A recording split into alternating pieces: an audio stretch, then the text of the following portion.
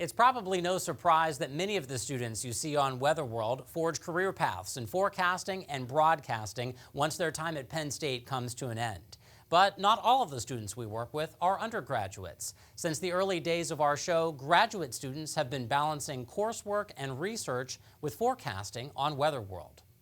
Scattered lake effect showers coming off of Ontario, making their way into the northern tier of the state. I think at least through tonight we'll deal with the clouds and maybe even a few showers, but tomorrow should be beautiful. In terms of the next few days, we're going to see Beryl moving over the Yucatan Peninsula. One of the most beneficial things about Weather World is that I've been able to really work on my public speaking skills and communication skills, which there's a phrase that we always say in meteorology in terms of forecasting, at least, that you can make the best forecast that you have ever made, but it's only as effective as how effectively you communicate it. For Quinn Mulhern, it's more than just explaining the forecast. It's discussing his research on the complex behaviors of the atmosphere, like downdrafts.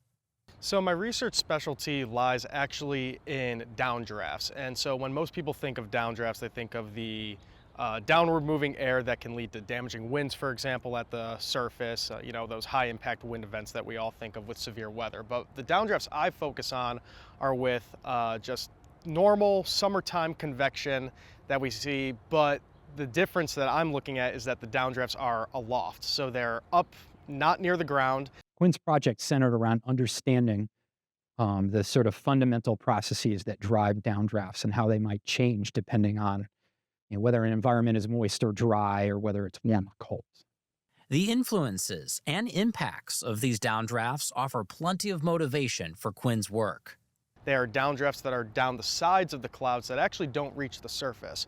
And so the reason that that's actually important and why we need to look at those downdrafts is because they really contribute to how mass and momentum and just air and water vapor are all distributed throughout the entirety of the atmosphere. And so you can imagine that that has some really big implications on the weather models we use to predict, weather, for example, a few days out, or even climate models where we want to see what the future state of Earth's climate might be, months or even years down the line.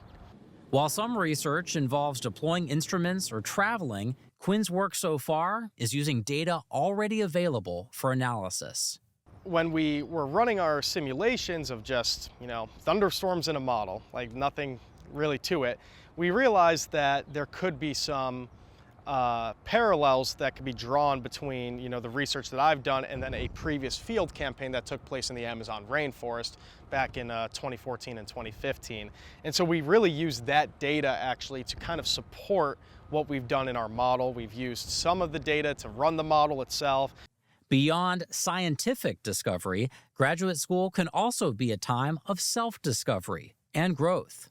It's this new level of independence that, you're really off on your own, and you are able to, figure out new ways to analyze problems. You figure out these questions that you want to ask yourselves, but you do have a very supportive environment around you, whether it's through your advisors or through your fellow graduate students. I think his growth is the self-sufficiency.